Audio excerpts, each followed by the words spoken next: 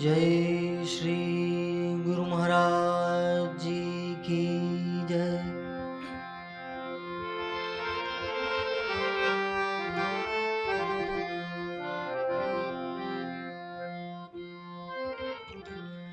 गुरु जी ना नामनी हो माड़ा छे डोकमा।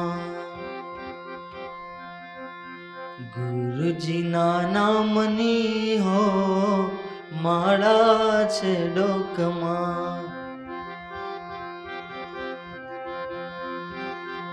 नारायण नामनी हो माड़ा छे डोकमा। गुरुजी ना नामनी हो माड़ा छे डोकमा।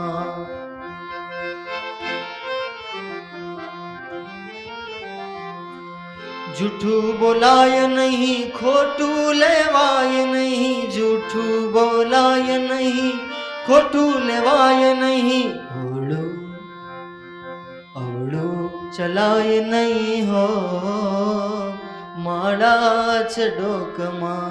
गुरुजी ना नामनी हो माड़ा छे डोकमा।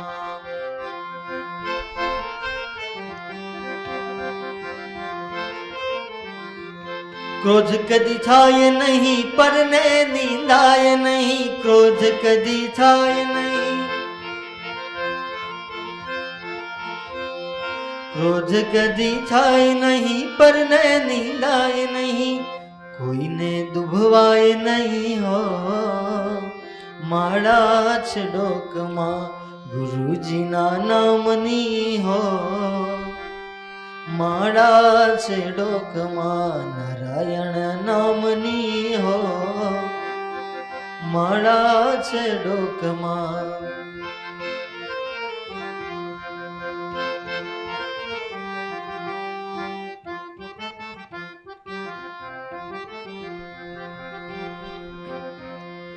परने पीड़ाय नहीं हूँ पद धराय नहीं। परने पीड़ाय नहीं हूँ पद धराय नहीं। आपने पोषाय नहीं हो माड़ा छे डोकमा। गुरुजी ना नामनी हो माड़ा छे डोकमा। नारायण नामनी हो माड़ा छे डोकमा।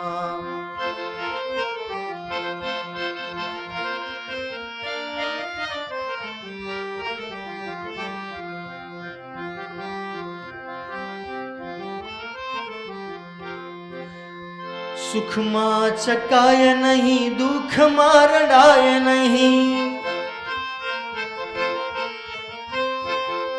सुख मां चकाय नहीं दुख मां रड़ाय नहीं। भक्ति भुलाय नहीं हो माड़ा छे डोकमा। गुरुजी ना नामनी हो माड़ा छे डोकमा। नारायण नामनी हो माड़ा छे डोकमा।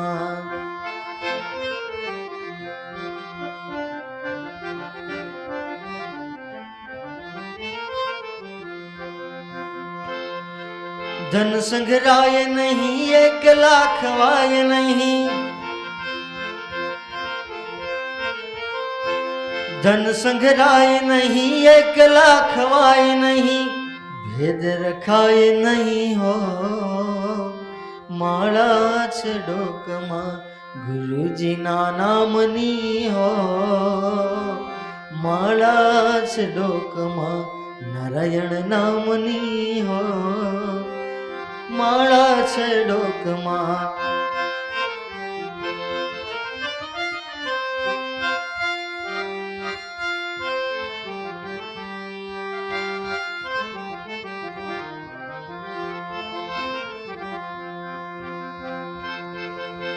बोल्यू बदलाय नहीं टेकने तजाय नहीं। बोल्यू बदलाय नहीं टेकने तजाय नहीं। बानु लजवाय नहीं हो माड़ा छे डोकमा। ગુરુજીના નામની હો માળા છે ડોકમાં, નારાયણ નામની હો માળા છે ડોકમાં.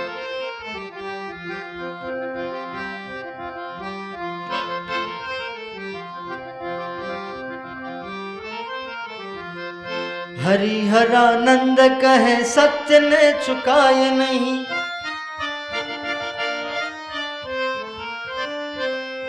હરિહરાનંદ કહે, હરિહરાનંદ કહે, હરિહરાનંદ કહે, હરિહરાનંદ,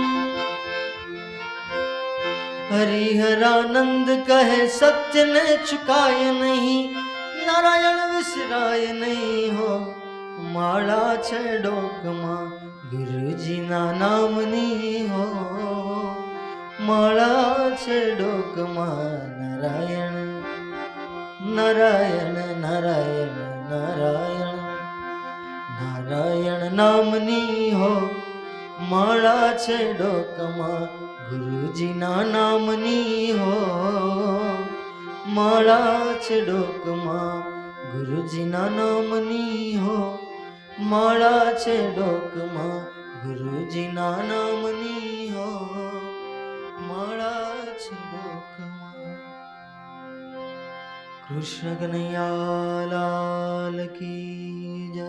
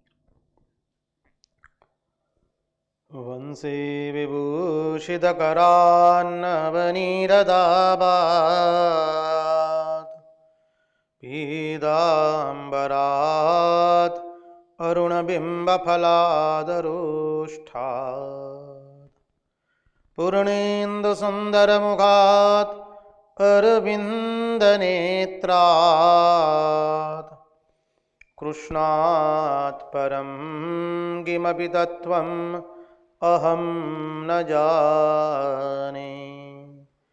कृष्णात् परं किमपि तत्त्वम् अहं न जाने। स्वस्ति श्रीगणेशाय नमः, श्रीसरस्वत्यै नमः, श्रीगुरुभ्यो नमः। वक्रतुण्डमहाकाय सूर्यकोटिसमप्रभ निर्विघ्नं कुरु मे देव सर्वकार्येषु सर्वदा। नारायणं नमस्कृत्य नरं चैव नरोत्तमं देवीं सरस्वतीं व्यास ततो जयमुदीरयेत्। नमस्ते शारदे देवी सरस्वती मतिप्रदे वसत्वं मम जिह्वाग्रे सर्वविद्याप्रदा भव। गुरुर्ब्रह्मा गुरुर्विष्णु गुरुर्देवो महेश्वरः गुरुर्साक्षात् परब्रह्म तस्मै श्रीगुरवे नमः। सच्चिदानन्दरूपाय विश्वोत्पत्त्यादिहेतवे तापत्रयविनाशाय श्रीकृष्णाय वयं नुमः। ॐ नमः परमहंसास्वादित चरणकमलचिन्मकरन्दाय भक्तजनमानसनिवासाय श्रीरामचन्द्राय विश्वसर्गविसर्गादि नवलक्षणलक्षितं श्रीकृष्णाख्यं वरं धाम जगद्धाम नमामि तत्। ॐ स्थापकाय च धर्मस्य सर्वधर्मस्वरूपिणे अवतारवरिष्ठाय रामकृष्णाय ते नमः। मुगं करोति वाचालं पंगुं लंघयते गिरिं यत्कृपात्वमहं वन्दे परमानन्दमाधवम्। कृष्णकनैयालाल की जय, भक्तवत्सल भगवान की जय, वृंदावन बिहारी लाल की जय, भगवान श्री राम कृष्ण देव की जय, भागवत भगवान की जय, भागवत भक्त भगवान की जय। ओम नमो भगवते वासुदेवाय। नारायण नारायण नारायण नारायण। सर्वप्रथम हम पूज्यपाद स्वामी आदि भवानंद जी महाराज जी के चरणों में सश्रद्धेय प्रणाम निवेदित करते हैं। तत्पश्चात रामकृष्ण आश्रम राजकोट के अध्यक्ष पूज्यपाद स्वामी निखिलेश्वरन जी महाराज जी के चरणों में सश्रद्धेय प्रणाम निवेदित करते हैं। उपस्थित पूज्यपाद प्रभु शिवानंद जी महाराज एवं शिव शंकरेशानंद जी महाराज एवं अन्यान्य सभी सन्यासी महात्माओं के चरणों में एवं विरक्तों के चरणों में सश्रद्धेय प्रणाम निवेदित करते हैं। इस दृश्य श्राव्य माध्यम से जो कोई भी इस भागवत रसामृत का रसपान कर रहा है, उन सब के हृदय में निवासित उस अनंत अखंड अविनाशी परब्रह्म परमात्मा को मुहुर मुहुर वंदन करके आइए हम श्रीमद् भागवत रसामृत के रस सागर में अवगाहन करें। यं प्रव्रजन्दमनुपेतमपेतकृत्यं द्वैपायनो विरह कातर आजुहाव पुत्रेदि तन्मयतया तरवोऽभिनेदु तं सर्वभूतहृदयं मुनिमानितोऽस्मि। कृष्णाय वासुदेवाय हरये परमात्मने प्रणतक्लेशनाशाय गोविन्दाय नमो नमः। नारायण नारायण नारायण नारायण।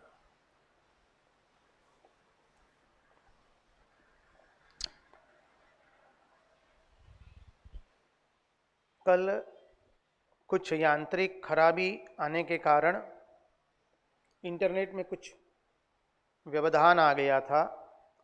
उसके कारण कल के सत्संग में भजन के पश्चात हमारा ज़्यादा सत्संग नहीं हुआ है। YouTube पर जो आपको अभी रिकॉर्डिंग मिल रहा है 1 घंटा 30 मिनट तक का, उतना ही सत्संग किया है। जहाँ कुछ व्यवधान आया हमने सत्संग को विराम दिया है कल के। इसलिए जो भी भक्तजन ऐसा सोचते हैं कि हमारा कुछ चला गया, आपका कुछ नहीं आएगा। कल जो हमने बिंदु शुरू किया था और जो आप उस बिंदु का दर्शन नहीं कर पाए, वहीं से कल आज हम शुरू करेंगे।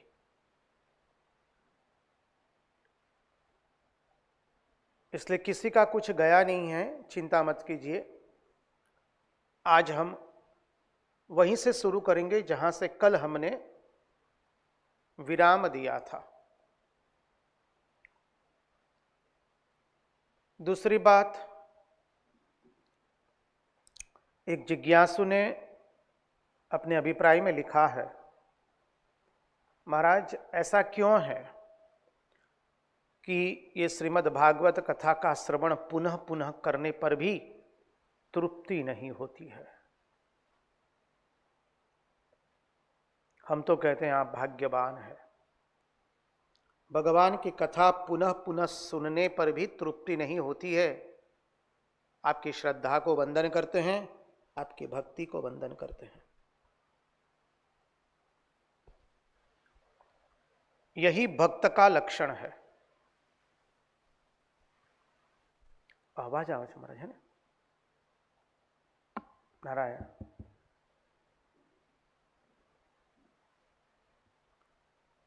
यही भक्ति का लक्षण है कि भगवान की कथा पुनः पुनः श्रवण करने पर भी उसकी तृप्ति न हो। जान के रखिए, भगवान उनकी कथा सुना सुना करके हमारे हृदय को पवित्र बना रहे हैं। प्रविष्टः कर्णरंध्रेण स्वानाम भाव सरोरुहम दुनोति समलम कृष्ण शलीलस्य यथा शरत।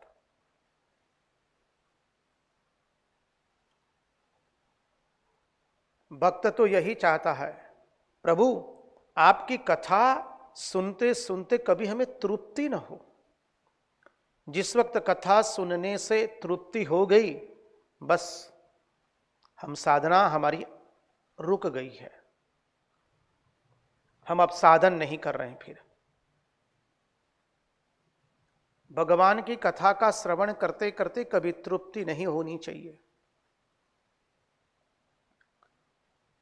राजा पृथु ने भी यही मांगा है, प्रभु मुझे सहस्त्र सहस्त्र कान दे दीजिए ताकि मैं सहस्त्र सहस्त्र कर्ण के माध्यम से आपकी कथा का श्रवण किया करूं।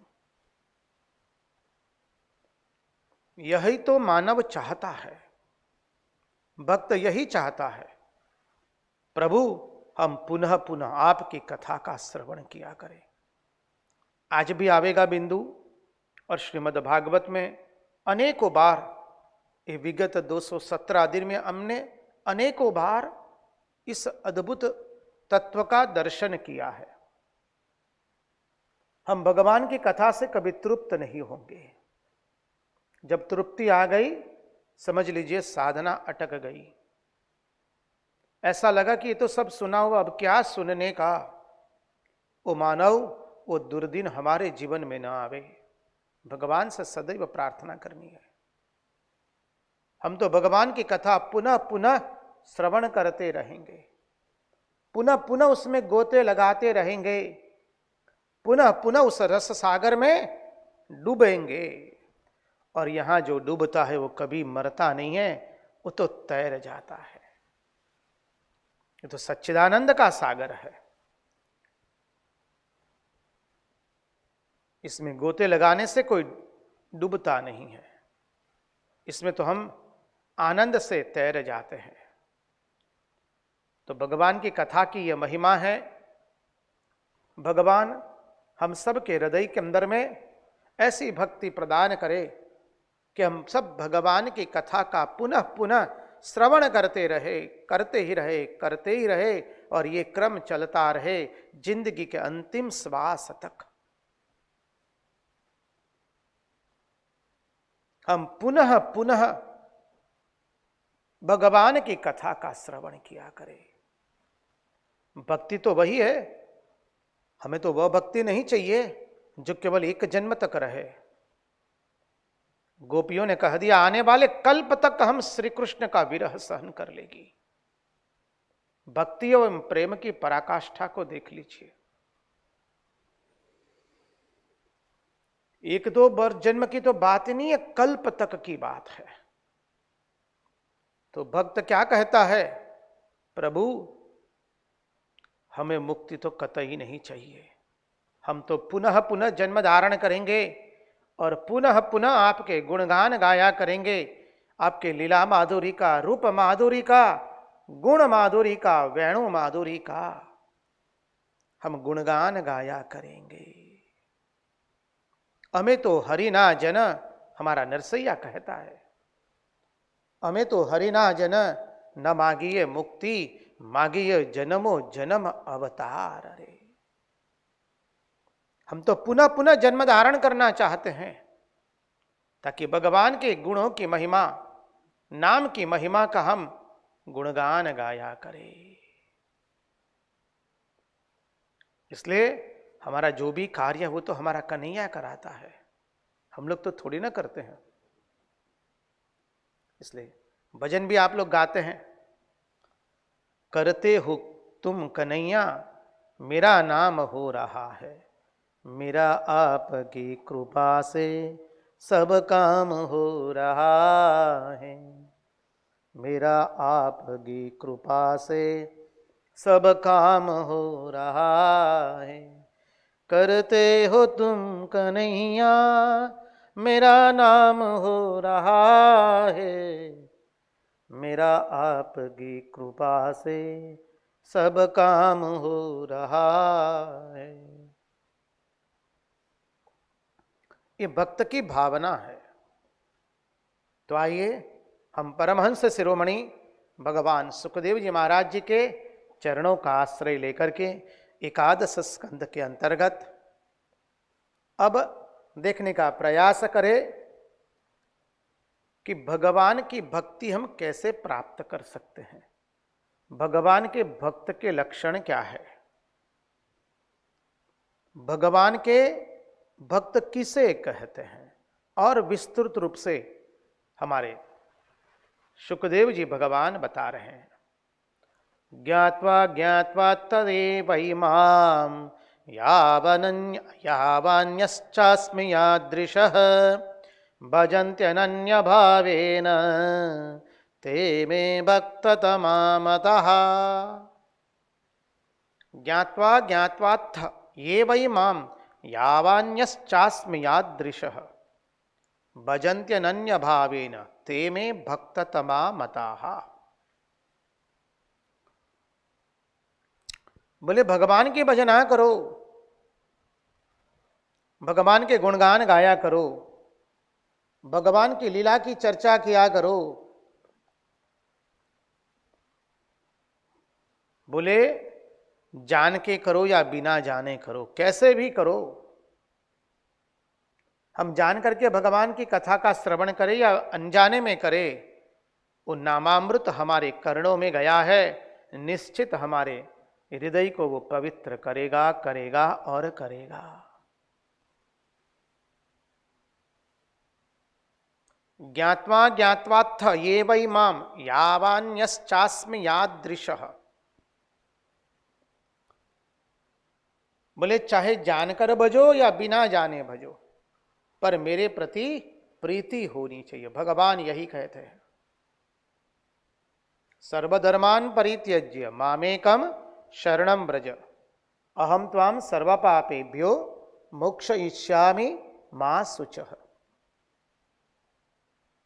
भगवान कहते हैं, क्या कहते हैं, ओ जीव तू केवल मुझसे प्रीति कर, मदाश्रय, केवल मेरा आश्रय ले, अन्य किसी का आश्रय नहीं, न संसार में किसी व्यक्ति का, न संपत्ति का, न किसी स्थान का, न किसी वस्तु का, न किसी व्यक्ति का। तो प्रीति केवल मुझसे ही किया कर। तो क्या होगा, महात्मा लोग उदाहरण से बहुत सुंदर समझाते हैं। चाहे हम भगवान की भजना करें, जान के करें या अनजाने में करें, देखिए, जब बचपन में हम लोग थे तो माँ बाबूजी भगवान की पूजा कराते थे हमसे। बचपन से सिखाया लाल जी की पूजा कैसे करनी है, बचपन से सिखाया भगवान की पूजा कैसे करनी है। अब तब तक कुछ नहीं जानते थे हम लोग, बचपन से एक संस्कार डाले गए। बोले तुम जान के पूजा करो या अनजाने में करो, क्या मिलने वाला है। बहुत सुंदर बताते हैं उदाहरण से महात्मा लोग। देखिए, कोई एक व्यक्ति बबूल के पेड़ में पानी डाल करके और वहां साफ सफाई करता है। बबूल के पेड़ के नीचे साफ सफाई करता है, बबूल के पेड़ को पानी डालता है। अब बबूल के पेड़ को गर्मी न लगे, वृक्ष को गर्मी न लगे, पाला न लगे, इत्यादि सबका वो ख्याल करता है। अब आप कहेंगे भाई बबूल के पेड़ की सेवा करने से क्या मिलने वाला है। अब हमने समझा कि भाई कोई आम के पेड़ की सेवा कर रहा है, कोई बादाम के पेड़ की सेवा कर रहा है, कोई काजू के वृक्ष की पेड़ की सेवा कर रहा है। अरे कोई फल फलादि पुष्पों के पौधों की, ये सब की सेवा करने से समझ में आता है, लेकिन बबूल की सेवा करने से क्या मिलेगा, क्यों वो बबूल की सेवा कर रहा है। तो बोले देखो, माना कि उसको वह फल की प्राप्ति नहीं होगी जो आम की पेड़ की सेवा करने से उसे मिलने वाला है, लेकिन जब वो बबूल के पेड़ की सेवा करेगा तो क्या होगा, उसको एक अभ्यास हो गया। सुबह उठते ही बस बबूल के पेड़ के पास जाना, जल देना, साफ सफाई करना, बबूल के पेड़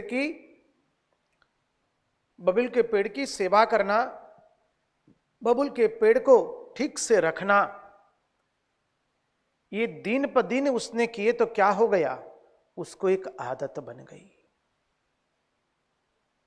बस ठीक उसी तरह से साधक हम अपने जीवन में भिन्न भिन्न आदतें डालता है भगवान को याद करने की। इसलिए देखिए, जब हमें जमाई आती है तो हम गोविंदा, नारायणा, विठ्ठला कहते हैं। मंदिर देखते हैं तो हम तुरंत दर्शन कर लेते हैं, बाहर से तो बाहर से हमारा शीश झुक जाता है नारायण करके। महात्माओं को देखते भले दूर से देख रहे हैं, हम वंदन कर देते हैं।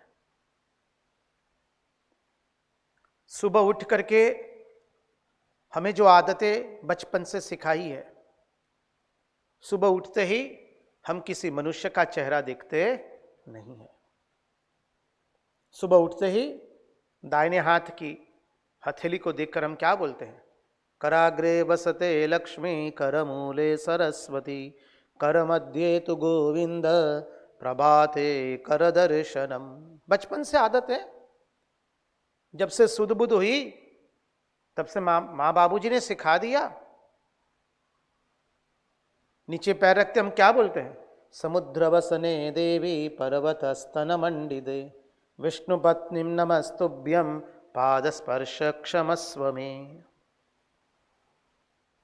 बिना स्नान किए जलपान नहीं हो सकता है।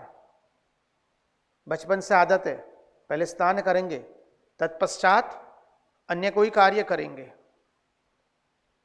देखिए, ये सब अभ्यास से हमें कितनी अच्छा एक हमारा चरित्र का भी निर्माण साथ साथ में हो रहा है, चाहे हम जानबूझ के करें या अनजाने में करें। अरे भाई, अपने घर के आंगन में हमने जानबूझ करके गुलाब के पौधे को लगाया या अनजाने में लगाया। अब गुलाब का जो पौधा है वो तो सुंदर पुष्प देने वाला है गुलाब का, तो जब गुलाब का पुष्प आवेगा, खिलेगा, तो शोभा किसके आंगन की होने वाली है, पड़ोसी के हमारे आंगन की, हमारे ही आंगन की शोभा बढ़ने वाली है जी। बस ठीक उसी तरह से है ये, बचपन से हमने जो आदतें डाली है। अब आप कहेंगे महाराज हमें तो वो आदत नहीं डाली है, कोई बात नहीं, जब से सीखे तब से जीवन शुरू करना है जी। जब से हमने कुछ अच्छा सीखा, अच्छा सुना, बस आदत डाल दी, सीधी बात है। Sow a thought, reap an action, sow an action, reap a habit, sow a habit, reap a character. एक विचार को बोओ तो क्या होगा? Sow a thought, reap an action, वो धीरे धीरे कार्य में परिणत होगा। कार्य को पुनः पुनः करते जाओ। बोने का अर्थ क्या है? पुनः पुनः करते जाओ तो क्या होगा? अभ्यास बनेगा। अभ्यास का पुनरावर्तन करते जाएंगे तो क्या बनेगा? चरित्र का निर्माण होगा। बस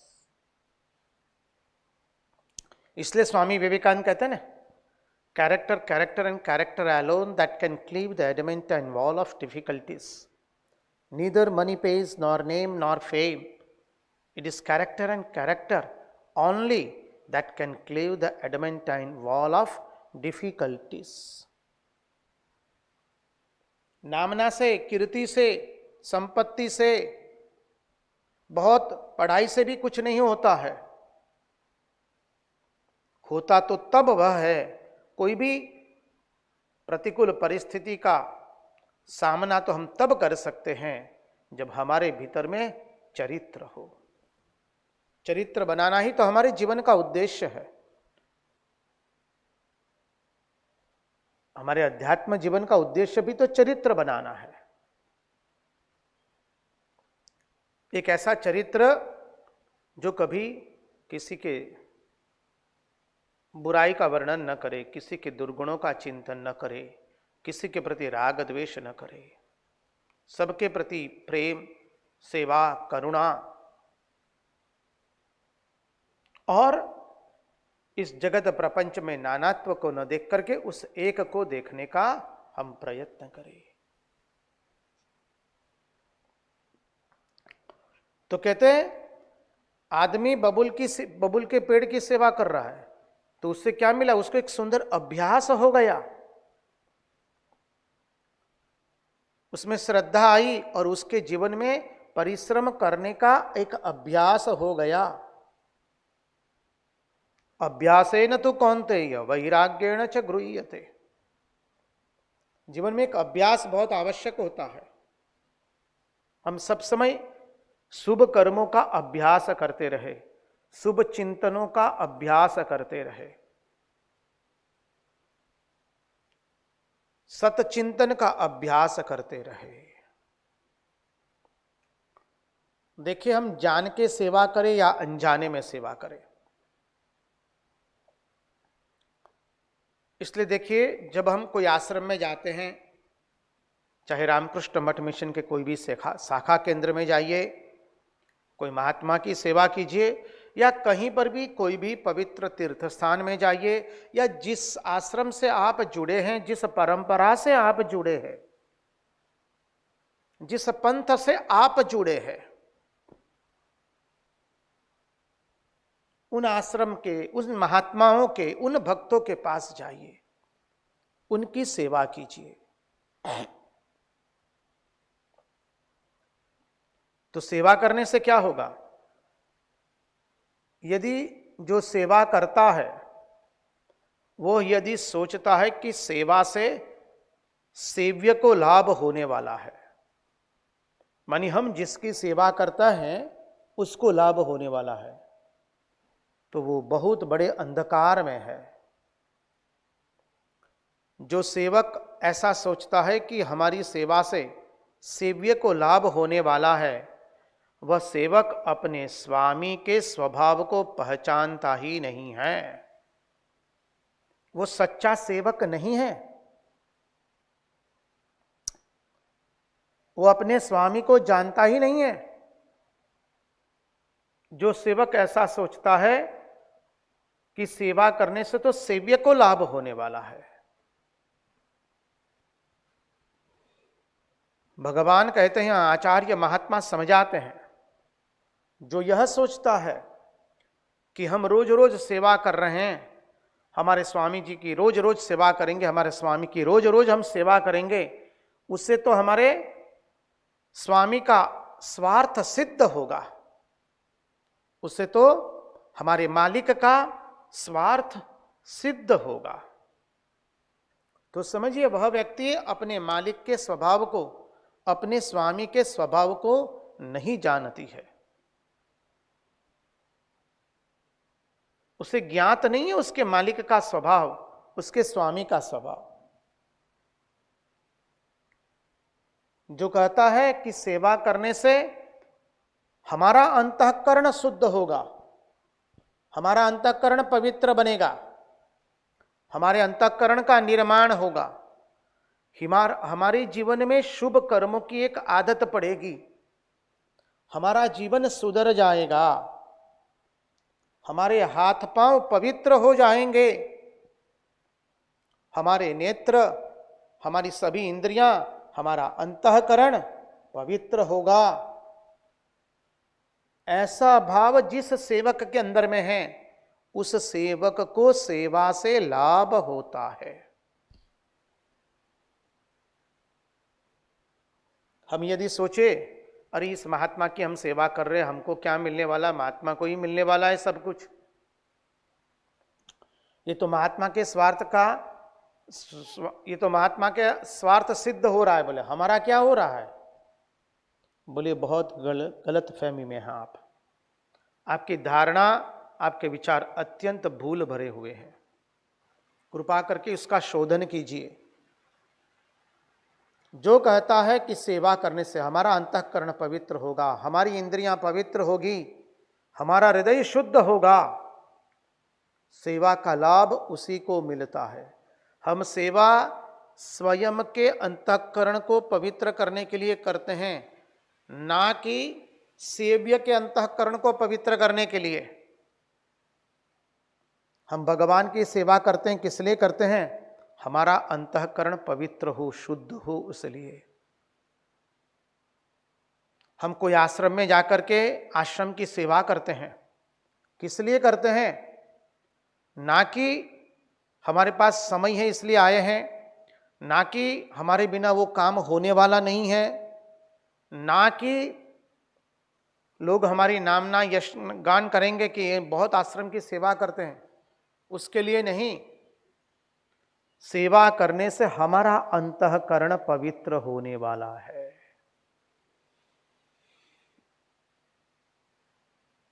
जो सेवक है उसका अंतःकरण पवित्र होने वाला है, सेव्य का नहीं।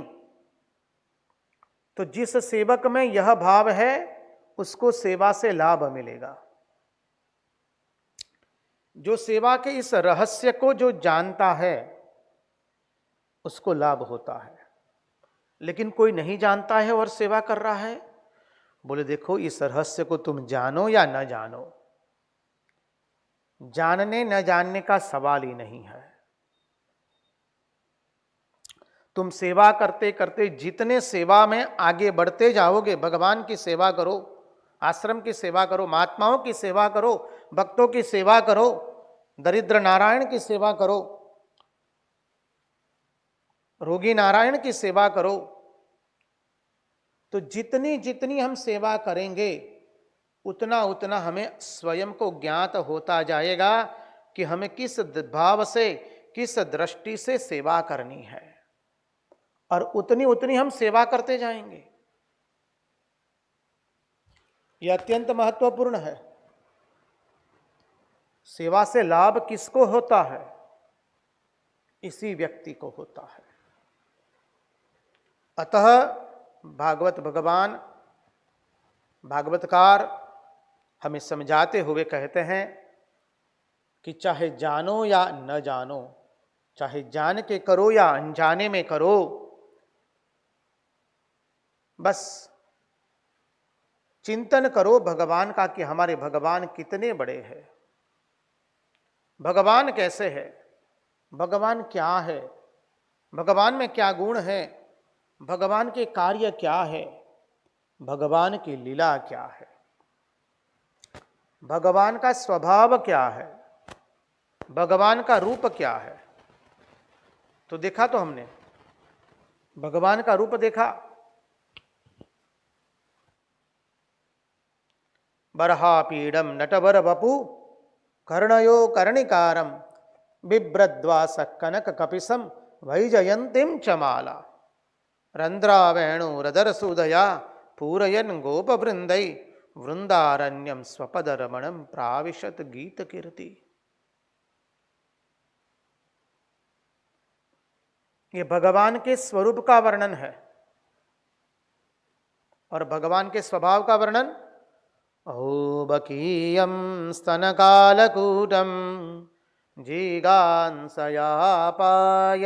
ययप्यसाध्वी लेभे गतिं धातृ चिहितं दतोऽन्यं कं वा दयालुं शरणं व्रजेम किं वा दयालुं शरणं व्रजेम।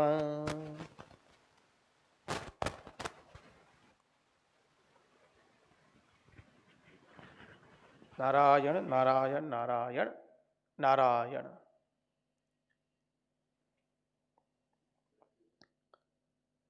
ये भगवान के स्वरूप का वर्णन और स्वभाव का वर्णन हुआ। तो बोले चाहे जान के करो या अनजाने में करो, जब भगवान की सेवा करेंगे, भगवान के स्वभाव को जानेंगे, भगवान के स्वरूप को जानेंगे, भगवान हमारे कितने बड़े हैं, भगवान हमारे कितने दयालु है, भगवान हमारे कितने प्रेमी हैं, भगवान अपने को प्रेम करने वाले जीव को सर्वस्व दे देते हैं। जब ये महिमा भगवान की हम जानेंगे तब क्या होगा? बोले भगवान से पूर्ण रूप से प्रेम हो जाएगा। भगवान कहते हैं अनन्य भाव से जो मेरी भजना करता है, अनन्यास चिंतयन्तो माम ये जना पर्युपासते, जो अनन्य भाव से मेरी भजना करता है वह मेरा श्रेष्ठ भक्त है। व्यभिचारिणी नहीं है भक्ति, यहां पर, यहां कोई चिंतन भी व्यभिचारी नहीं है। अनन्य भाव से, अनन्य भाव से भगवान का जो चिंतन करता है, एकमात्र भगवान का आश्रय भी एकमात्र भगवान का ही, अन्य किसी का आश्रय नहीं। तो भगवान कहते जो अनन्य भाव से मेरी भजना करता है वह मेरा श्रेष्ठ भक्त है। इस तरह से साधु एवं भक्त के लक्षण बता करके भगवान अब भक्ति का लक्षण बताते हैं और कहते हैं कि किस तरह से भक्ति जीवन में आती है। हमारे जीवन में भक्ति कैसे आवे उसका दर्शन कराते हुए भागवतकार हमें आगे के श्लोक में कहते हैं, मल्लिंग मद भक्त जन दर्शन स्पर्शनार्चनम परिचर्या स्तुति प्रय्य गुण कर्मानुकीर्तनम मत्कथा श्रवणे श्रद्धा मदनोद्यानमुद्भव सर्वलाभोपहरणम दास्येनात्मनिवेदनम मज्जन्म कर्म कथनम मम परवानुमोदनम गीता तांडवदात्रिन गोष्ठीभिर्मद गृहोत्सवः।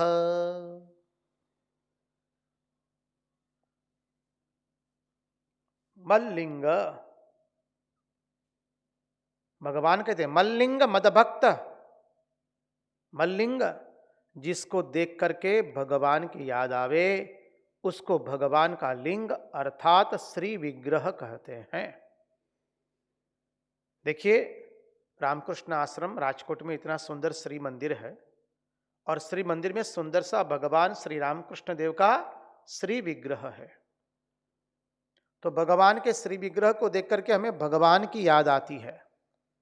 बाल मुकुंद लड्डू गोपाल को देख करके, लाल जी को देख करके हमें बाल मुकुंद की याद आती है, तुरंत निकलता है मुंह से, करारविंदे नपदारविंदम मुखारविंदे विनवेशयन्तं वटस्य पत्रस्य पुटेशयानं बालं मुकुन्दं मनसा स्मरामि।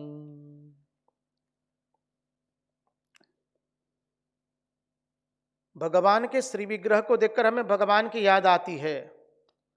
अरे बिलीपत्र को देखकर तुरंत याद आता है, वाह सुंदर बिलीपत्र है, महादेव जी की सुंदर पूजा की जाए।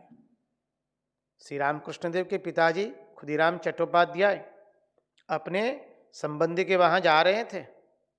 मार्ग के अंदर में सुंदर कोमल कोमल से अच्छे बिलीपत्र का वृक्ष देखा। सब भूल गए कहाँ जाना है, किसके वहां जाना है। बस बहुत सारे बिलीपत्र इकट्ठे किए, घर वापस आए चल करके, बहुत आगे निकल गए थे। लौटे, सुंदर बिलीपत्र को साफ किया और चंदन लगा लगा करके बस शिवलिंग की पूजा कर रहे हैं। बिलीपत्र देख करके भगवान की पूजा करने को हमें स्मरण हो जाए। पुष्प को देख करके वह पुष्प को भगवान के श्री चरण में चढ़ाने की इच्छा हो जाए। पुष्प को देख करके भगवान के लिए सुंदर माला बनाने की इच्छा हो जाए। सुंदर भोज्य पदार्थ को देख करके भगवान को अर्पण करने की इच्छा हो जाए। सुंदर से वस्त्र को देख करके भगवान के लिए हम वस्त्र बनाएं, वह इच्छा हो जाए। मल्लिंग, भगवान कहते हैं मेरे श्री विग्रह को देख करके मेरा स्मरण हो आता है। भगवान की प्रतिमा जी का दर्शन करके, भगवान के श्री विग्रह का दर्शन करके भगवान का स्मरण जरूर होना चाहिए। रास्ते में हम जाते, महादेव जी का मंदिर आता है, राम जी का मंदिर आता है, हनुमान जी की प्रतिमा आती है, तो तुरंत हम लोग वंदन करते हैं, गाते हैं कि नहीं? अतुलित बलधामम करके हनुमान चालीसा शुरू करते हैं। जय हनुमान ज्ञान गुण सागर, जय कपीशति हो लोक उजागर। क्या हुआ? एक छोटे से विग्रह ने हमें भगवान का सानिध्य प्राप्त करा दिया। यत पिंडे तत ब्रह्मांडे, यत ब्रह्मांडे तत पिंडे। जो पिंड में है वही ब्रह्मांड में है, और जो ब्रह्मांड में है वही पिंड में है। जो स्वामी जी को अल्मोड़ा के अंदर में अनुभव हुआ, माइक्रोकॉज्म एंड मैक्रोकॉज्म। यत पिंडे तत ब्रह्मांडे, यत ब्रह्मांडे तत पिंडे। तो भगवान के श्री विग्रह को देखकर हमें भगवान की याद आती है। जो भगवान को जानते हैं उनके लिए तो भगवान का श्री विग्रह भगवत स्वरूप ही है। उनके लिए वो कोई पत्थर की प्रतिमा नहीं है, उनके लिए तो वो भगवान का श्री विग्रह है। इसलिए कहते हैं ना, भगवान के स्वरूप को दर्शन करते करते जब हम लड्डू गोपाल के, लाल जी के हर रोज भिन्न भिन्न श्रृंगार कराते हैं तो कितना आनंद आता है। हम क्या कहते हैं, भगवान की प्रतिमा जी का मंदिर में, ठाकुर की प्रतिमा जी का मंदिर में जो भगवान श्री रामकृष्ण देव का श्री विग्रह है, हर रोज उनको भिन्न भिन्न पोशाक पहनाए जाते हैं, भिन्न भिन्न मालाएं अर्पण की जाती है। तो देख करके स्वतः हमारे हृदय से निकलता है, क्या निकलता है? तदेव रम्यम रुचिरम नवम नवम, तदेव शस्वन मनसो महोत्सवम, तदेव शोकार नवशोषणम नृणाम, यदुत्तम श्लोक यशोनुगीयते, तदेव रम्यम रुचिरम नवम नवम। भगवान का स्वरूप कैसा है? प्रतिदिन प्रतिपल हमें नुत नवीन भासित हो रहा है, नुत नवीन उसका दर्शन हो रहा है। तदेव रम्यम रुचिरम नवम नवम। अरे जिसका दर्शन करने से हमारा शोक मोह संताप सब दूर हो जाते हैं। तो भगवान के श्री विग्रह को देख करके हमें भगवान की याद आती है। तो भक्त कहते हैं कि ये भगवान के श्री विग्रह का हम पूजन कर रहे हैं, लाल जी का श्रृंगार करा रहे हैं, लड्डू गोपाल का, बाल मुकुंद का जो हम श्रृंगार कराते हैं। हमारे भगवान तो बोलते नहीं हैं, हमसे रूठे हुए हैं। भक्त लोग भजन गाते हैं, प्रभु आप हमसे रूठे हुए हैं, भगवान को मनाते, प्रभु मान जाइए, हमसे बातचीत कर दीजिए। अब भक्त कहता है प्रभु आप तो हमसे रूठे हुए हैं, आप हमसे बात नहीं करते हैं, हम तो आपकी सेवा करते करते आपको बुलवा करके ही छोड़ेंगे। हम आपकी सेवा करेंगे, हम आपको, आपकी सेवा के अतिरिक्त हमको और कुछ नहीं चाहिए। हम आपकी सेवा करेंगे और आपको बुला करके ही छोड़ेंगे। ये है तो वही कौन? जन्माद्यस्य यतोऽन्वयादितरत् स्चार्तेष्वभिज्ञस्वराट् तेने ब्रह्महृदायादिकवये मुह्यन्ति यत् सूरयः तेजो वारिमृदां यथा विनिमयो यत्र त्रिसर्गो मृषा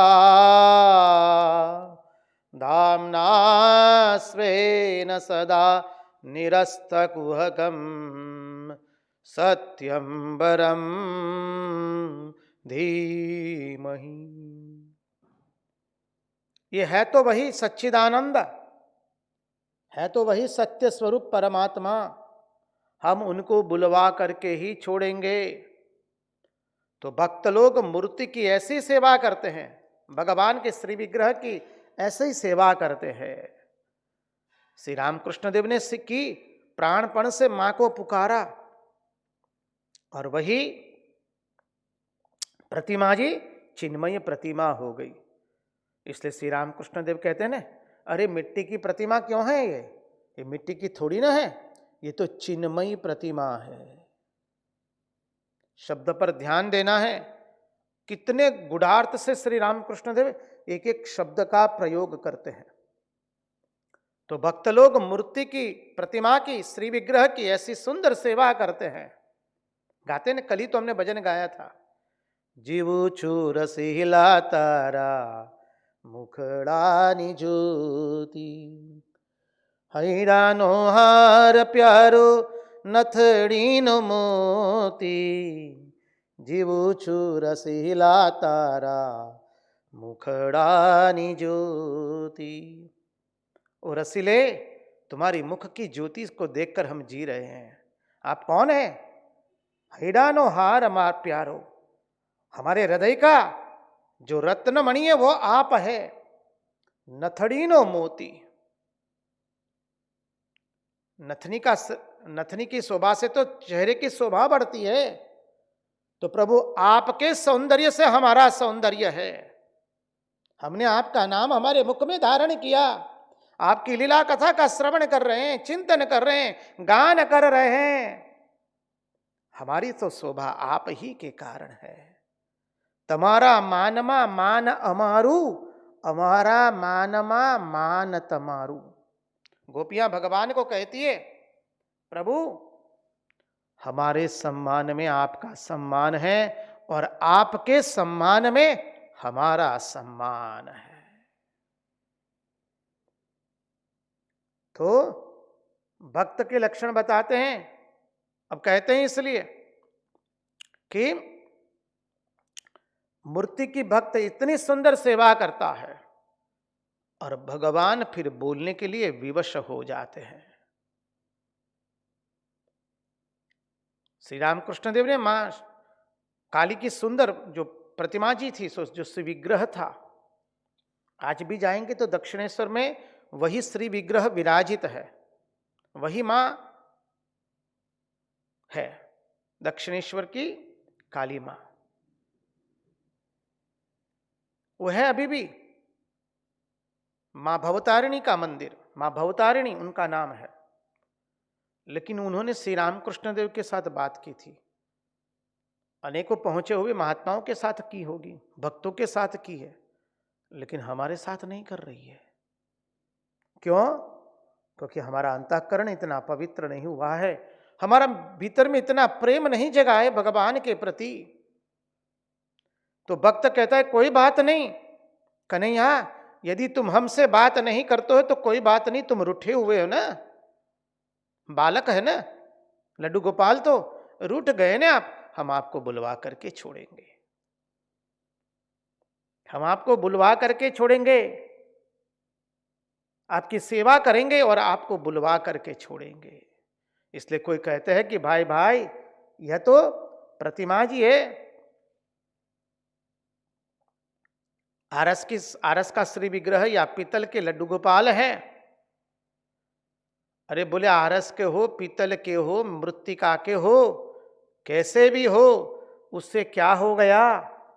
बोले हमें भगवान का स्मरण हो आया। जब गणपति उत्सव आता है तो हम भगवान गणपति की मृत्तिका से प्रतिमा जी बनाते हैं। तो उस प्रतिमा जी में हम किसको देखते हैं? गणपति को देखते हैं। और उसी को देख करके तो हम गणपति अथर्वशीर्ष करते हैं। ओम नमस्ते गणपतये त्वमेव प्रत्यक्षम ब्रह्मासि त्वमेव साक्षादात्मासि नित्यम। कितना सुंदर सुंदर है। गणपति अथर्वशीर्ष आप लोग करते होंगे। ओम नमस्ते गणपतये त्वमेव प्रत्यक्षम ब्रह्मासि। आप ही साक्षात ब्रह्म हैं, आप ही पालन करता है, सृष्टि करता है, विनाश करता है, सब कुछ आप ही करते हैं। दुर्गा पूजा के समय मां दुर्गा की प्रतिमा बनाई जाती है, उसमें हम मां का भाव प्रकट करते हैं। काली पूजा के समय मां काली की प्रतिमा बनाई जाती है। जगद्धात्री पूजा अभी अभी गई, उसमें मां जगद्धात्री की प्रतिमा बना करके मां जगद्धात्री की हम वंदना करते रहते हैं।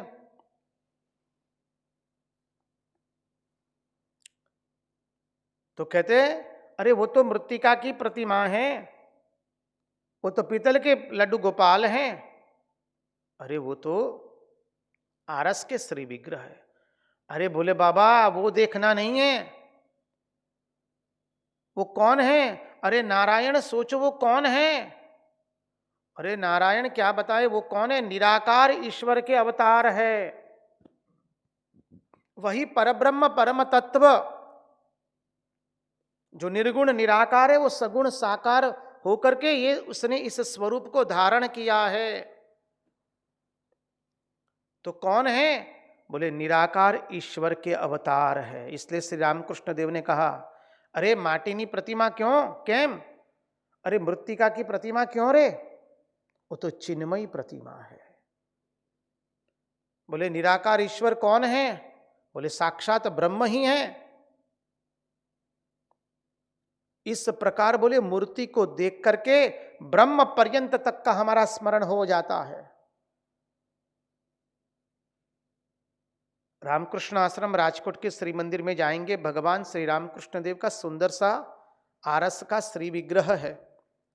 उसको देखकर हमें क्या ईश्वर की कल्पना आती है, बुद्धि आती है मन में कि हमारे ईश्वर है। यही है सत्यम शिवम सुंदरम, यही है सच्चिदानंद, और यही है निर्गुण निराकार ब्रह्म। जो कहना है कह लीजिए। तो मदलिंग फिर आता है मद भक्त। तो भगवान के श्री विग्रह को देख करके भगवान का स्मरण हुआ आता है। वैसे अभी भगवान के भक्तों को देख करके भगवान का स्मरण हो आता है। मद भक्त किसी वैष्णव को देखते हैं, भगवान के भक्त को देखते हैं, तो देखिए तुरंत हमारे मन में भगवत स्मरण हो आता है। एक महात्मा ने कहा कि देखो भाई नारायण, हम तो एक बहुत बड़े शहर में से गुजर रहे थे, रात्रि का समय था। हम लोग 4 चक्रीय वाहन में बैठे थे और मार्ग पर सिग्नल आ गया, लाल बत्ती थी, तो सब वाहन रुक गए। हमारा वाहन भी रुका, और जहां हमारा वाहन रुका ठीक उसके बगल में और एक छोटी सी गाड़ी है, 4 चक्रीय। वाहन के अंदर में केवल चालक अकेला है, और वो क्या कर रहा है? जप कर रहा है। उसकी अंगुलियां बता रही है कि वो जप कर रहा है। महात्मा कहते हैं, क्या बताए, हमको तुरंत भगवान नाम स्मरण करने की इच्छा हो गई। देखिए, भक्त के दर्शन करने से भगवान की याद कैसे आती है।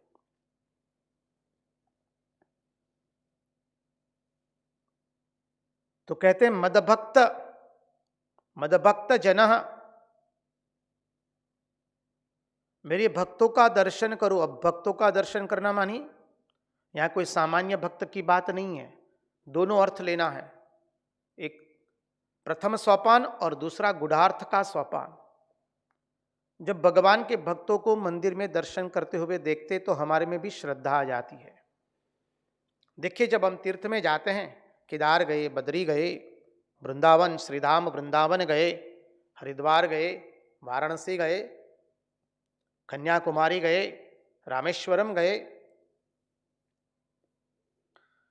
द्वारिका गए, सोमनाथ गए, तो क्या होता है? वहां पर अनेक भक्तों को हम जब भगवान की भक्ति करते हुए देखते हैं तो स्वतः हमारे भीतर में भगवान की भक्ति जगती है। ये तीर्थ हमें अनायास रूप से भगवान का स्मरण करवा देते हैं। अनेक लोग एकत्रित होकर के एक ही जय जयकार कर रहे हैं, द्वारिकाधीश की जय, बदरी विशाल की जय, देवादिदेव महादेव की जय। जब जय जयकार सुनते तो कितना आनंद होता है।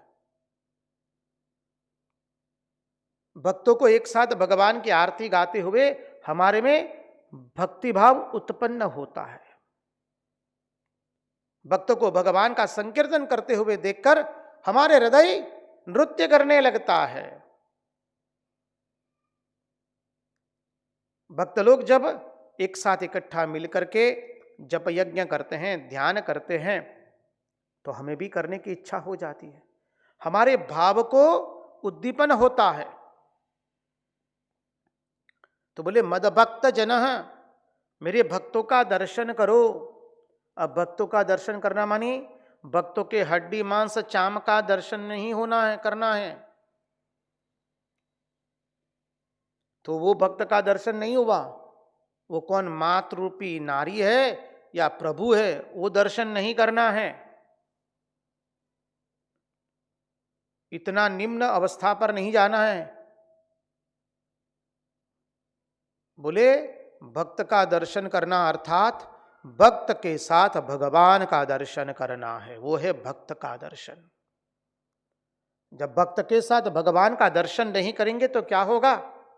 बस फिर स्त्रीलिंग पुरलिंग, बस फिर माया महाठगिनी शुरू हो गया।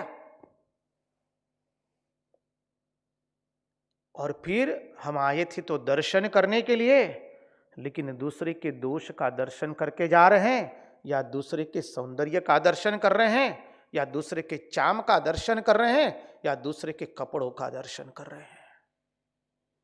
आए थे भगवान की कथा श्रवण करने के लिए, पर निंदा पर चर्चा का श्रवण कर रहे हैं।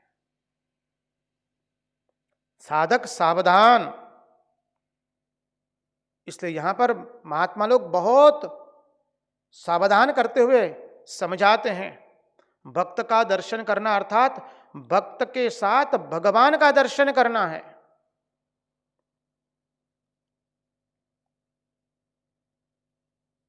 नहीं तो भक्त के साथ जब भगवान का दर्शन नहीं होगा तो ये देखेंगे भक्त क्या दाढ़ी मूंछ वाला है, ये पोशाक पहना है कि दूसरा पोशाक पहना है, कहां बैठा है, कब आया, कब गया। बस परिश्रम किया और परिश्रम ही आखिरी में निकला। सावधान, वो दर्शन दर्शन नहीं है। भक्त के साथ जब भगवान का दर्शन हो तो क्या हो जाएगा? भगवत दर्शन ही मुख्य हो जाएगा। अरे महात्मा लोग तो इतने सुंदर बताते, देखिए एक आगंतुक थे, स्वयं सेवक जैसे थे, आश्रम में सम्मिलित होने के लिए आए, महात्मा के पास गए, महात्मा का दर्शन किया, महात्मा का जीवन देखा, बोले बाबा हमें भी साधु बनना है, हम आपके पास आएंगे। बाबा ने कह दिया आ जाओ बेटा, तुम देख लो अपने मन को, जांच लो, ये पथ बहुत कठिन है साधु जीवन। बोले बाबा हमने तय कर दिया है। बोले आ जाओ बेटा। महात्मा बहुत पहुंचे हुए थे, उच्च कोटि के महात्मा थे। महात्मा के चरणों का आश्रय लेकर के वो अपना साधु जीवन व्यतीत करने लगे। अब महात्मा के पास तो भक्तजन आते ही है, तो कोई एक भक्त लोग आए, महात्मा के लिए कुछ गर्म कपड़े लेकर आए। बोले सर्दी का मौसम है, महाराज जी को तो गर्म कपड़े लगेंगे। तो महाराज जी के लिए थोड़े गर्म कपड़े लाए, तो एक उनकी टोपी और मफलर भी उस सेवक के लिए लेकर आए। उन्होंने सेवक महाराज को दिया जो भक्त लेकर आए थे, और महाराज के लिए जो लेकर आए थे वो महाराज को दे दिया। महाराज ने, वो महात्मा ने देख लिया, भक्त लोग वंदन करके चले गए। बाद में महात्मा जी ने उस अपने सेवक को बुलाया, अरे इधर आओ जल्दी से। बोले वो लोग कुछ लाए, तुमको दिया ना? बोले हाँ महाराज जी कुछ दिया है। वो कहते उनकी टोपी है और मफलर है। बोले लाओ लाओ लाओ जल्दी। वो लाए, उनको दिया। महात्मा ने अपने मस्तिष्क पर रख दिया और मफलर थोड़ा यहां लगा दिया 5-10 मिनट तक। बाद में निकाल करके सेवक को दे दिया। सेवक कहते महाराज मैं कैसे पहन सकता हूं, ये तो आपका है, आपने पहना है। बोले ना इसको लेना पड़ेगा, तुम लो, कोई पाप नहीं लगेगा, लो इसको पहनो अभी। महात्मा समझाते, जानते हो बेटा क्यों ऐसा किया? बोले ना महाराज, वो भक्त ने तुमको दिया था, अभी तुम अभी साधक हो, अभी अभी तुमने यात्रा शुरू की है। अब जो भक्त ने दिया तो तुमको वो जब जब तुम इस वेश का परिधान करोगे, जब तुम टोपी पहनोगे, मफलर लगाओगे, तुमको उस भक्त की याद आवेगी। इसलिए मैंने तुमसे वो टोपी और मफलर मांग लिया, स्वयं पहन लिया, और अब तुम जब पहनोगे उसे तो तुम्हें हमारी याद आएगी, कोई मनुष्य की याद नहीं आएगी। देखिए महात्माओं की दृष्टि क्या अद्भुत होती है। सामान्य दृष्टि से महात्मा लोग कार्य नहीं करते हैं, कितनी सूक्ष्म दृष्टि है महात्मा की। तो बोले भक्त का दर्शन करो, अर्थात कैसे? बोले भगवान के साथ भक्त का दर्शन करना है, नहीं तो क्या होगा? बस फिर माया महाठगनी, माया के अंदर में ग्रसित हो जाएंगे। आगे का चिंतन बहुत सुंदर है, उसमें प्रवेश करने से पहले महाराज जी से नम्र निवेदन करेंगे, एक सुंदर भजन की प्रस्तुति करें।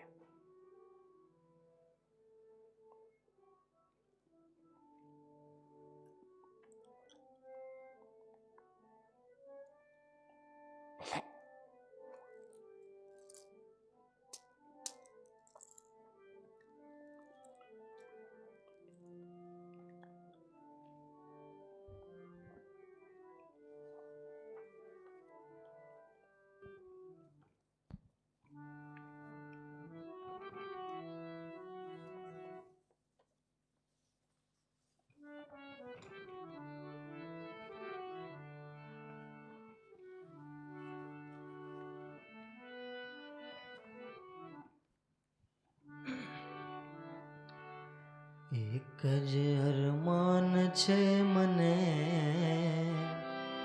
मारू जीवन सुगंधी बने। एक ज अरमान छे मने, મારું જીવન સુગંધી બને.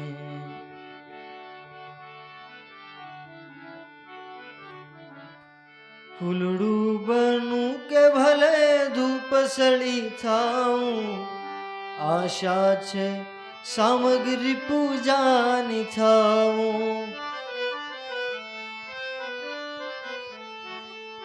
ફૂલડું બનું કે ભલે ધૂપ સળી થાઉં, આશા છે સામગ્રી પૂજાની થાઉં. ભલે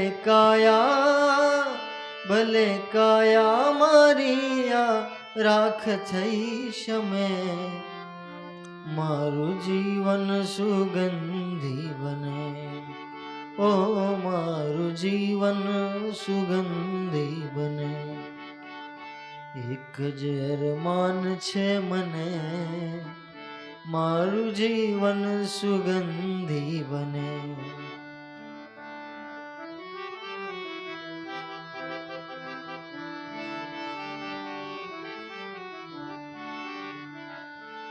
તડકા છાયા કેવા વર્ષોના વાયા, તો એ કુસુમો કદી ના કરમાયા. તડકા છાયા કેવા વર્ષોના વાયા, તો એ કુસુમો કદી ના કરમાયા. ભાવ ખિલતા એ ખમે, મારું જીવન સુગંધી બને. એક જ અરમાન છે મને, મારું જીવન સુગંધી બને.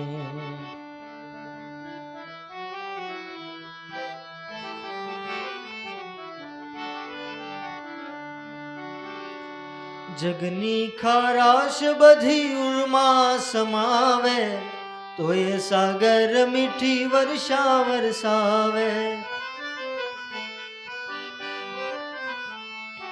જગની ખારાશ બધી ઉર્મા સમાવે, તો એ સાગર મીઠી વર્ષા વરસાવે. સદા ભરતીને ઓટ માર મેં, મારું જીવન સુગંધી બને. હો મારું જીવન સુગંધી બને. એક જ અરમાન છે મને, મારું જીવન સુગંધી બને.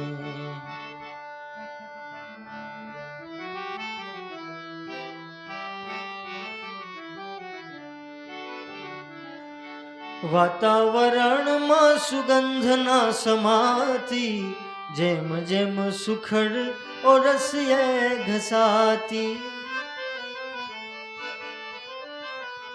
વાતાવરણમાં સુગંધના સમાતી, જેમ જેમ સુખડ ઓરસીએ ઘસાતી. પ્રભુ કાર્ય ઘસાવું ગમે, મારું જીવન સુગંધી બને. ઓ મારું જીવન સુગંધી બને. એક જ અરમાન છે મને, મારું જીવન સુગંધી બને.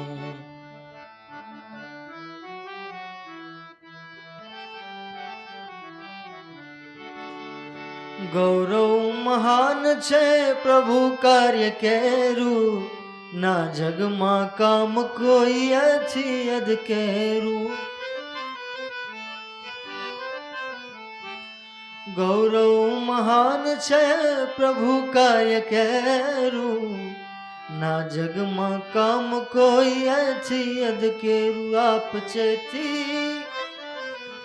આપ ચેતી પ્રભુને ગમે, મારું જીવન સુગંધી બને. એક જ અરમાન છે મને, મારું જીવન સુગંધી બને. ઓ મારું જીવન સુગંધી બને. એક જ અરમાન છે મને, મારું જીવન સુગંધી બને, મારું જીવન સુગંધી બને, મારું જીવન સુગંધી બને. કૃષ્ણ કનૈયા લાલ કી જય.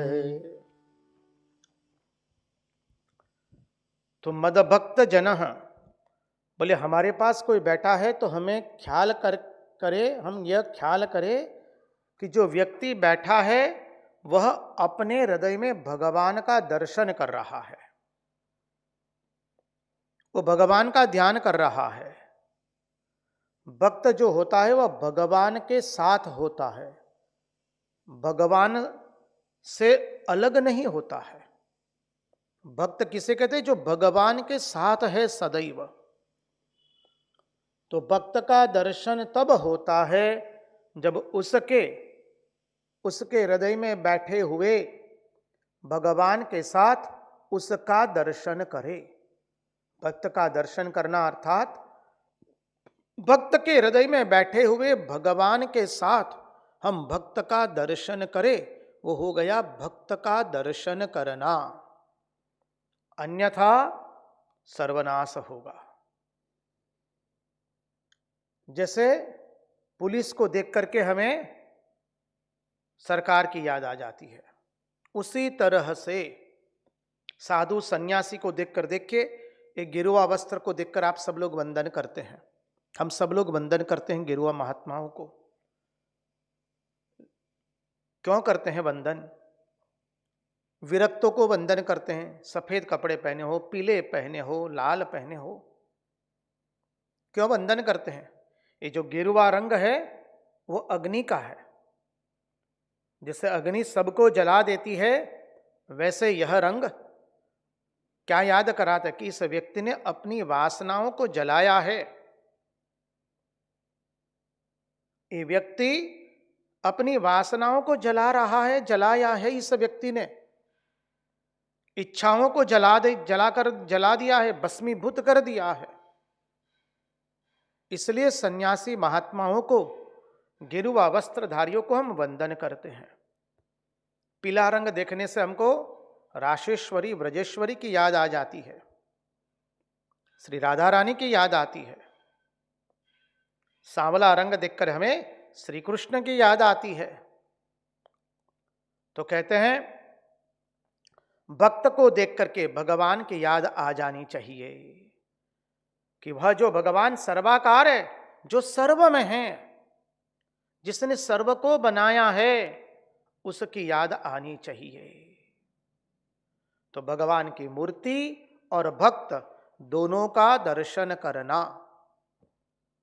इसलिए कल हमने जो भजन लिया था ना, तमारी मूर्ति बिना मरनाथ रे, बीजू मने आप सोमा. भक्त मांगता है भगवान के पास, प्रभु आपके श्री विग्रह के सिवा मुझे और कुछ नहीं चाहिए. तमारी मूर्ति बिना मरनाथ रे, बीजू मने आप सोमा. मागू हाथ जोड़ी वरदान रे, बीजू मने आप सोमा. मैं हाथ जोड़ करके यही वरदान चाहता हूं प्रभु आपके पास से कि आपकी श्री मूर्ति मुझे प्राप्त हो. तो भक्त के दर्शन करना, भगवान के श्री विग्रह का दर्शन करना और भगवान के श्री विग्रह का अत्यंत सूक्ष्मता से निरीक्षण करें. देखिए हम लोग मंदिर में जाते हैं तो भगवान का दर्शन करते हैं. अब रामकृष्ण आश्रम राजकोट के अंदर में सुंदर से मंदिर है, हमने भगवान का दर्शन किया. तो हम चिंतन करें कि आज कौन से रंग की धोती भगवान को पहनाई है, कौन से रंग की शॉल पहनाई है. बगल में मां शारदा देवी की सुंदर छवि है, तो छवि को कौन सा वस्त्र परिधान करवाया गया है. इस तरफ स्वामी जी की छवि है, तो स्वामी जी को कौन से रंग की धोती और चद्दर पहनाई गई है, कौन से रंग का शॉल पहनाया गया है.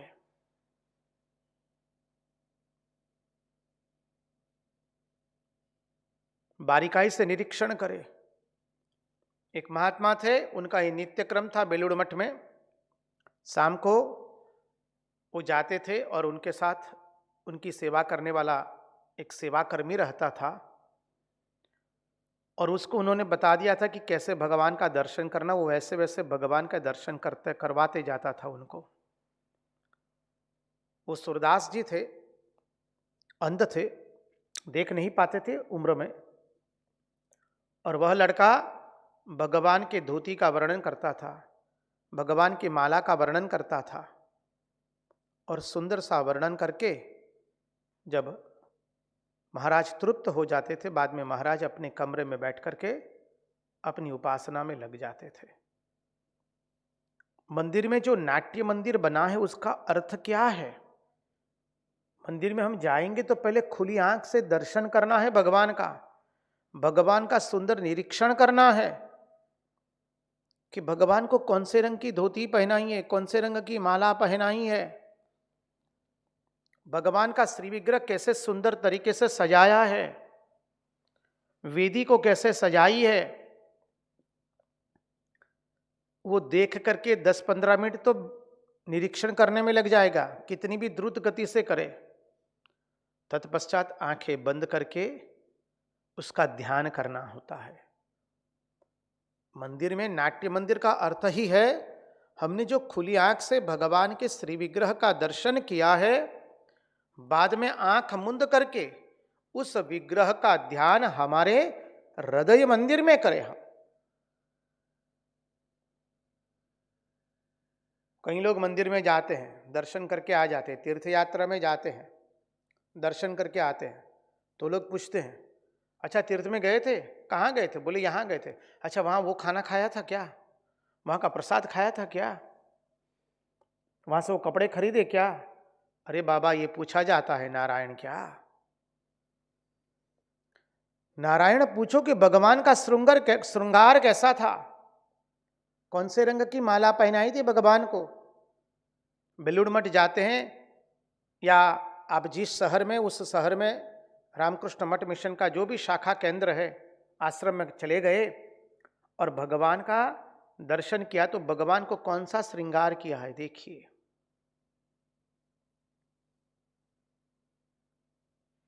पूछा जाता कि भाई भगवान को कौन सा श्रृंगार किया था, कैसा श्रृंगार किया था। वाराणसी जाते हैं तो पूछते भाई भगवान को क्या श्रृंगार था बताओ। सुबह की मंगलारती का दर्शन किया, कैसा श्रृंगार था। मंगलारती के समय तो भगवान का सुंदर अद्भुत स्नान होता है वाराणसी में। बद्रिकाश्रम गए तो भगवान का कैसा श्रृंगार था। केदार गए तो कैसा श्रृंगार था। सोमनाथ गए तो कैसा श्रृंगार था बताओ। द्वारिका गए तो कैसे भगवान को सजाए थे। बांके बिहारी का दर्शन किया तो कौन से पोशाक पहनाए थे बांके बिहारी को। डाकोर गए तो रणछोड़ राय को कौन सा श्रृंगार किया था, वो पूछो। तो और ये प्रतिमा जी जो है उसके क्या अद्भुत विशेषता है, उसकी ओर लक्ष्य करें। हम जब दक्षिणेश्वर जाते हैं, बेलूड़ मठ जाते हैं या अन्य तीर्थ यात्रा में जाते हैं, तो जब उसके बारे में जान करके हम जाते तो हमारे हृदय में श्रद्धा का उदय होता है। देखिए, जब दक्षिणेश्वर जाते हैं तो हम सबको याद आता है, यही माँ भवतारिणी श्री रामकृष्ण देव के साथ बातचीत करती थी। यही माँ भवतारिणी की सेवा करके श्री रामकृष्ण देव उस परम पद की प्राप्ति हो गई है उनको। एक महात्मा ने बताया, बेलूड़ मठ में एक बुढ़िया माई प्रतिदिन आती थी ठाकुर का दर्शन करने के लिए। और एक दिन दर्शन करते करते श्री रामकृष्ण देव से कह रही है, ओ रामकृष्ण देव, तुम बातचीत क्यों नहीं करते हो आज। ओ रामकृष्ण, तुम आज बात क्यों नहीं कर रहे हो मुझसे। मानी कैसा संबंध हो गया होगा। बांके बिहारी जाते हैं तो भक्तों का दर्शन करते हैं, भक्तों का हृदय आनंद से भर जाता है, शरीर पुलकित हो जाता है।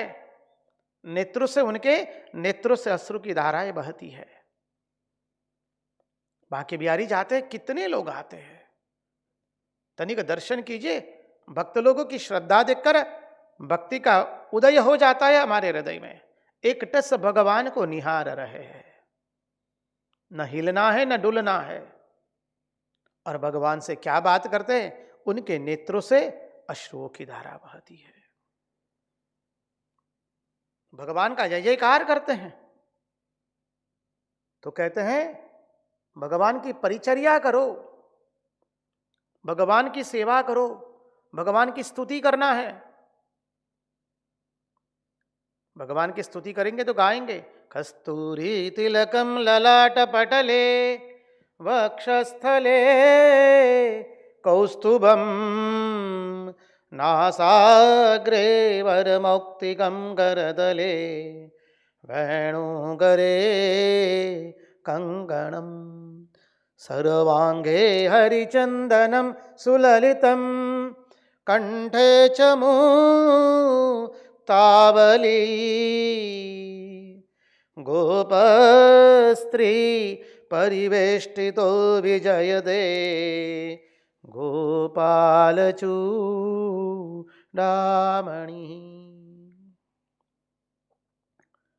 बोले भगवान की लीला का गान करो, भगवान की स्तुति करो, भगवान की महिमा का वर्णन करो, उनका अनुकीर्तन करो, उनके कर्मों का अनुकीर्तन करो। फिर कहा मत कथा श्रवणे श्रद्धा मदनुध्यान मुद्भव। भगवान कहते हैं मेरी कथा का श्रवण करो। भगवान की कथा कान के रास्ते से हमारे हृदय में प्रवेश करके हमारे हृदय का मैला दूर करती है। भगवान देखिए आंख के रास्ते से हृदय में नहीं आते हैं, भगवान कर्ण के रास्ते से हमारे हृदय में आते हैं। ये संसार आंख के रास्तों से जितना आया है हमारे हृदय में, उससे कहीं अधिक कर्ण के रास्तों से आया है। किसी ने हमको तीर्थ का महात्म्य बता दिया, जानते हैं द्वारिका में जाएंगे, वहां उसी जगह मंदिर है जहां भगवान का त्रेता युग में महल रहता था, और वहां पर भगवान साक्षात जागृत है। डाकोर जाएंगे तो कह देते देखो हमारे रणछोड़ राय कितने जागृत हैं। आज से 400 वर्ष पूर्व द्वारिका से भगवान डाकोर में आ गए। अरे महात्माओं ने तो वर्णन करते हुए, महात्मा ही बताते हुए कहा, अर्जुन के भगवान अर्जुन के सारथी बने तब तो भगवान सदेह उपस्थित थे। 400 वर्ष पूर्व हमारा भक्तराज बोडाणा द्वारिका में जाता था, हर पौर्णिमा वो को डाकोर में जाता था और अपने हाथ में बोई हुई तुलसी भगवान को अर्पण करता था। डाकोर की महिमा अद्भुत है। बोडाणा भक्तराज थे हमारे, हर पौर्णिमा को द्वारिका जाते थे पैदल यात्रा करके। उस जमाने में 400 वर्ष पूर्व तो कोई गाड़ियां तो थी नहीं, और अपने हाथों में बोई हुई तुलसी द्वारिकाधीश को अर्पण करते थे। अब वृद्धावस्था आ गई बोडाणा की। बोडाणा ने द्वारिकाधीश को कह दिया, वो द्वारिकाधीश अब मैं और नहीं आ पाऊंगा, ये हमारी आखिरी पौर्णिमा का दर्शन स्वीकार करो, और आज इस पूर्णिमा के अवसर पर मैं तुम्हें ये आखिरी तुलसी पत्र चढ़ा रहा हूं। भगवान को तो तुलसी अत्यंत प्रिय है। बोडाणा वापस अपने धर्मशाला में आकर के शयन करने लगे। रात्रि में भगवान आते हैं और भगवान बोडाणा को कहते हैं, देखो मैं यहां की पूजा से संतुष्ट नहीं हूं, तुम मुझे ले चलो तुम्हारे घर। बोडाणा कहते हैं, प्रभु मैं आपको नहीं ले जा सकता हूं, मैं अत्यंत दरिद्र हूं, मैं आपको कैसे खिला पिलाऊंगा। यहां जिस तरह से राजभोग चढ़ते मैं उसमें से कुछ भी नहीं दे पाऊंगा आपको प्रभु, मैं तो अत्यंत दरिद्र हूं। भगवान कहते, तुम मुझे बोडाणा जो भी दोगे उससे मैं संतुष्ट हो जाऊंगा, पर तुम मुझे ले चलो बोडाणा, तुम मुझे ले चलो यहां से, मैं यहां की लोगों की सेवा से कतई संतुष्ट नहीं हूं। बूढ़ाणा कहते प्रभु मंदिर बंद है, मैं कैसे आपको ले जाऊंगा, द्वार बंद हो गए। भगवान कहते बूढ़ाणा तुम जाओ मंदिर में, तुमको द्वार खुले मिलेंगे। बोले प्रभु पहरेदार है बाहर में। बोले तुम चिंता मत करो, उठो बूढ़ाणा, मुझे ले चलो। देखिए भगवान भक्त के पास से हट, भक्त के पास हट कर रहे, तुम मुझे ले चलो, डाकोर ले चलो अपने साथ। बूढ़ाणा जाते हैं द्वारिकाधीश के मंदिर के पास। द्वारिकाधीश के मंदिर के पहरेदार सोए हुए मिलते हैं, मंदिर का दरवाजा खुला मिला। अब बूढ़ाणा ने धीरे से भगवान की प्रतिमा को उठाया, भगवान को उठा लिया। हम ये कथा जो है अत्यंत संक्षिप्त में कह रहे हैं, विस्तृतीकरण नहीं है, क्योंकि ये प्रसंग चल रहा है कि भगवान के भक्तों का चरित्र भी सुनना है, भगवान के भक्तों का दर्शन भी करना है, भगवान की कथा सुननी है, भगवान के भक्तों की भी कथा सुननी है। तो देखिए बूढ़ाणा गया, द्वारिकाधीश की प्रतिमा को उठा लिया और भगवान बूढ़ाणा के हाथों हल्के फुल्के हो गए, पुष्प की तरह। अत्यंत सहज भाव से द्वारिकाधीश बूढ़ाणा के हाथों में उठ गए। द्वारिकाधीश की जय। अब बूढ़ाणा ले आया, अब भगवान को ले जाए कैसे? द्वारिका में से बहुत जगह मांगने पर एक बहुत बड़ा, बहुत एक वृद्ध बैल मिला जो चल नहीं पा रहा है। अब टूटा फूटा बैलगाड़ी मिली, एक ही बैल मिला। अब कैसे कैसे भी बैलगाड़ी जोती उसने, भगवान के श्री विग्रह को पीछे में बिठाया और बूढ़ाणा जो है बैल को चला रहा है। अब बैल ऐसा बेचारा चल नहीं पा रहा है। सुबह होते होते तो द्वारिका से भी बाहर निकल नहीं पाए ठीक से। और अब बूढ़ाणा देख रहा है कि एक बैल से काम नहीं होगा, वो स्वयं बैल बनने जाता है। तब द्वारिकाधीश कहते बूढ़ाणा अब तुम पीछे बैठो, अब हम सारथी बनेंगे। द्वारिकाधीश की महिमा देख लीजिए। और द्वारिकाधीश स्वयं सारथी बने, बूढ़ाणा को भगवान ने पीछे बैठाया और भगवान ने जहां लगाम हाथ में लिए, रथ तुरंत डाकोर पहुंचा है। और बूढ़ाणा और उसकी भार्या तो भगवान के दर्शन करके गदगद हो गए, भगवान को भोग लगा रहे जो भी उनके पास है अल्प मात्रा में। अब यहां डाकोर में देखा, द्वारिका में देखा पुजारियों ने कि भगवान नहीं है। उनको पता चला महात्माओं के पास से कि भगवान तो डाकोर में बैठे हैं। बूढ़ाणा डाकोर में ले गया भगवान को, पुजारी लोग आए। भगवान कहते हैं बूढ़ाणा को, देखो वो लोग आएंगे मुझे ले जाने के लिए द्वारिका में, मैं जाना नहीं चाहता हूं। डाकोर में गोमती तालाब है, सरोवर है, भगवान उसमें जाकर के छुप गए। मानी बूढ़ाणा को कहा कि तुम मुझे उसमें छुपा दो। द्वारिका के लोग आए, बोले लाओ भगवान लाओ, तो भगवान यहां पर है। बूढ़ाणा ने कहा कि भगवान तो सरोवर में छिपे हैं। बोले सरोवर का जल खाली करो। और सरोवर की मिट्टी खुदने लगे, तब कुल्हाड़ी लगने से रुधिर की धारा प्रसारित हो गई। लोगों ने कहा कि भगवान यहां छिपे हैं। अनेक बड़े बड़े पहलवान लोग भगवान की प्रतिमा को निकालने के प्रयत्न कर रहे हैं, निकल नहीं पा रही है भगवान की प्रतिमा।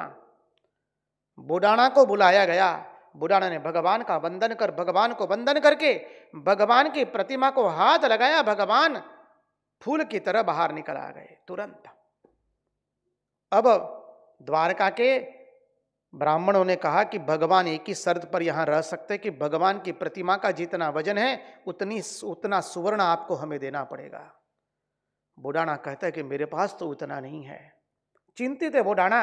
भगवान ने बूढ़ाणा को कहा चिंता मत करो, तुम्हारी पत्नी की नथनी जो है वो सुवर्ण की है, कल वो रख देना तराजू पर, तुलसी पत्र पर। बस बूढ़ाणा ने वही किया। एक तराजू के एक पल्ले में नथनी रखी गई तुलसी पत्र के साथ, और दूसरी ओर भगवान का श्री विग्रह रखा, दोनों एक हो गया। द्वारिकाधीश की जय। भगवान ने कह दिया बुडाना को कह दो ब्राह्मणों को हम द्वारिका वापस नहीं जाने वाले हैं। मेरी वहां पर एक प्रतिमा है समुद्र के अंदर में, वहां खुदाई करके उस प्रतिमा को स्थापित करेंगे वो लोग द्वारिका में। अब हम द्वारिका जाने वाले नहीं हैं। भगवान तो बस डाकोर में रह गए। रण छोड़ राय की जय, द्वारिकाधीश की जय। यह भक्त की महिमा। इसलिए कहा गया है कि भक्त का दर्शन करे भगवान के साथ। आज उन्हीं की वाणी, उन्हीं के चरणों में समर्पित करते हुए भगवान से प्रार्थना करते, प्रभु हमारे मन की मति, गति और रति आप में बनी रहे। कृष्ण कन्हैया लाल की जय, भक्त वत्सल भगवान की जय, द्वारिकाधीश की जय, सब संतन की जय, सब भक्तन की जय। ओम नमः पार्वती पतये हर हर महादेव हर।